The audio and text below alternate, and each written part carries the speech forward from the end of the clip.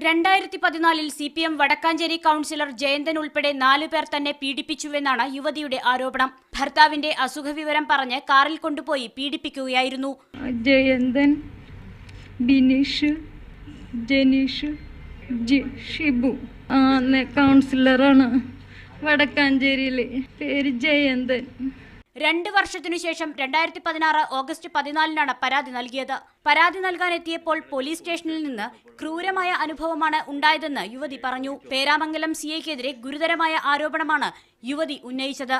എനിക്ക് പോലീസ് സ്റ്റേഷനിൽ ഭയങ്കരമായിട്ടുള്ള ഇതാണ് എനിക്ക് സഹിക്കേണ്ടി വന്നത്.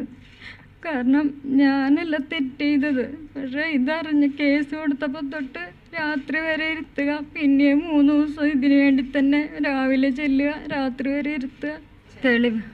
തെളിവെടുപ്പിന് കൊണ്ടുപോയിട്ട് ആൾക്കാരുള്ള സ്ഥലത്ത് നിർത്തിയിട്ട് എന്നോട് ചോദിക്കും. എനിക്ക് ആ സമയത്ത് എനിക്ക് അതിൻ്റെ സ്ഥലം എവിടെയാണെന്ന് കാണിച്ചു കൊടുക്കാൻ നമുക്കിതുണ്ടാവില്ലല്ലോ. ആ മാനസികാവസ്ഥ പോലും ഇല്ലാതെ ചൂടാവലും.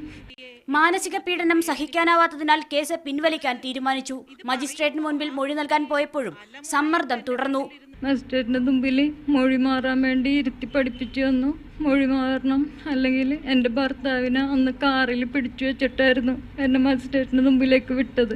കേസ് പിൻവലിച്ചിട്ടും ആരോപണ വിധേയർ ഭീഷണി തുടരുകയാണെന്ന് യുവതി പറഞ്ഞു. കേസ് കൊടുത്തിട്ട് പിൻവലിച്ചു. അന്ന് അങ്ങനെയെങ്കിലും ഞങ്ങളെ വെറുതെ വിട്ടൂടെ.